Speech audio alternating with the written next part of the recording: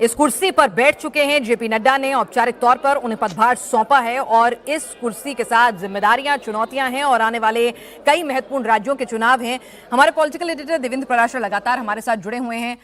देवेंद्र, यहां पर कार्यकर्ताओं के बीच भी मैसेज गया है, विपक्षी दलों के बीच भी मैसेज गया है, तो एक पंथ कई काज जो है नितिन नवीन को चुनकर पार्टी ने यहां पर साधने का काम किया है।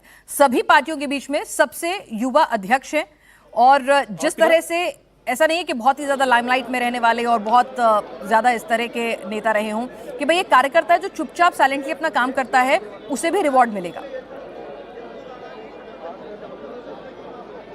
और बिल्कुल पिनाज, और अभी बाकी पार्टियों के नेताओं के राष्ट्रीय अध्यक्ष की उम्र को अगर देख लें, कांग्रेस पार्टी, टीएमसी की ममता बनर्जी, अखिलेश यादव, इन सारे अलग अलग जो विपक्षी दल हैं उनके पार्टी के नेताओं के अगर आप उम्र देखें और वहां पर अगर आप उम्र देखें बीजेपी के राष्ट्रीय अध्यक्ष नितिन नवीन के जो अभी कार्यकारी अध्यक्ष हैं, आगे राष्ट्रीय अध्यक्ष भी हो जाएंगे फुल फ्लेजेड, तो उसमें उम्र को अगर आप देखें तो उसमें एक बड़ा फैसला नजर आएगा। और वहां पर यह दिख रहा है कि बीजेपी ने अपने संगठन को कैसे टॉप गियर में लगा रखा है जेन शिफ्ट के तौर पर। और जैसा कि बार बार हम लोग इस बात को कह रहे हैं कि ऐसा नहीं है कि सिर्फ इस एक फैसले में ऐसा हुआ है, ऐसे कई सारे फैसले जहां भी संभव होता है बीजेपी नेतृत्व के लिए कि युवा को आगे बढ़ाया जाए, वो उस युवा को आगे बढ़ाते हैं।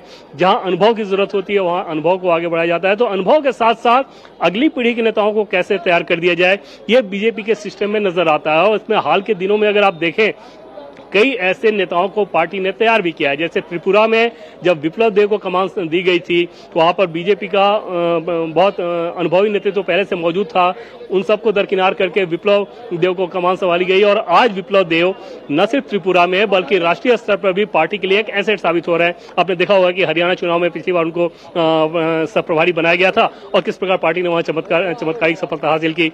अलग अलग राज्यों में भी जब जरूरत होती है तो नितिन नवीन को विप्लव देव को भेजा जाता है। तो ऐसी पूरी की पूरी एक लीडरशिप है जो कि यूथ के लीडरशिप को बीजेपी डेवलप कर रही है।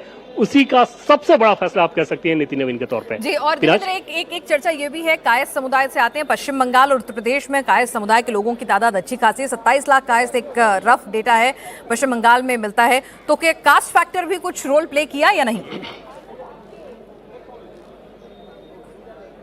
और नितिन नवीन के फैसले के हिसाब से करें तो एक बात तो ये समझ में आ रही थी, और पार्टी के एक बड़े नेता ने कुछ दिन पहले इस बात को कहा था कि जब हमने ये पूछा कि क्या पार्टी का राष्ट्रीय अध्यक्ष को लेकर जो मंथन की प्रक्रिया जो थी वो पूरी हो चुकी है, तो उनका ये कहना था कि अभी नहीं हुआ है। फिर जब पूछा गया कि कब होगा तो बोले कि जब यूपी के प्रदेश अध्यक्ष का अनाउंसमेंट हो जाए उसके बाद आप ये समझ जाइएगा कि अगले 4-5 दिनों के अंदर राष्ट्रीय अध्यक्ष के नाम का अनाउंसमेंट हो सकता है।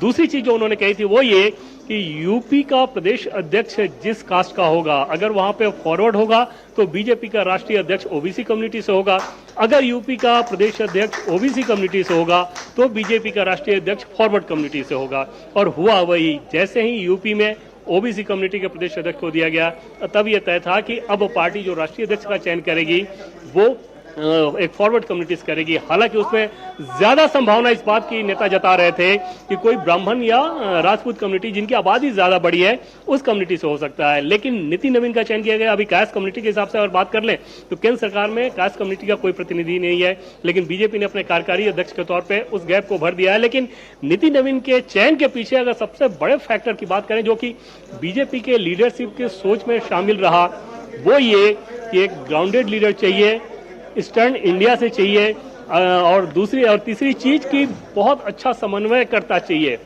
यानी कि उसके पास एक्सपीरियंस तो हो लेकिन कोई हैंगओवर ना हो अपने पद का, अपने पोजीशन का। और इन सारे खांचे पे फिट रहे नितिन नवीन, और कास्ट एक एडेड एडवांटेज तो रहेगा ही रहेगा, चाहे बंगाल की बात कर लें या यूपी की, क्योंकि वो कास्ट कम्युनिटी से आते हैं। जी बिल्कुल। तो यहाँ पर नितिन नवीन जो हैं, अब देखिए कि एक पदभार संभाल चुके हैं और किस तरह के तमाम फैक्टर्स जो हैं उनके फेवर में गए हैं। एक मैसेज जो है वो विपक्ष के बीच भी गया है कि भाई देखिए कि हम भरोसा करते हैं, डायनेमिक फैसले लेते हैं, कॉन्फिडेंस हमारा इसमें है। राहुल गांधी जब बार बार पूछते हैं कि भाई कॉन्फिडेंस कम हो रहा है, थोड़ा डर गए हैं आप, हाथ कांप रहे हैं, देखिए कि हम किस तरह से अपनी युवा शक्ति पर भी भरोसा कर रहे हैं और आगे बढ़ रहे हैं और अपने फैसले एक ऐसे डायनेमिक फैसले ले रहे हैं जो किसी ने सोचे भी नहीं होंगे। अनएक्सपेक्टेड कॉल्स यहाँ पे ली जा रही हैं। कार्यकर्ताओं के बीच में भी ये मैसेज जा रहा है कि ग्रास रूट लेवल से जुड़ा हुआ कार्यकर्ता भी ये सपना देख सकता है, उसे परिवारवाद, वंशवाद की जरूरत नहीं है, उसे बहुत ज्यादा ऐसा नहीं है कि वो बार बार अपना काम दिखाएगा, लाइमलाइट में आएगा, सुर्खियां बटोरेगा, तभी उसका काम जो है वो एक्नॉलेज होगा।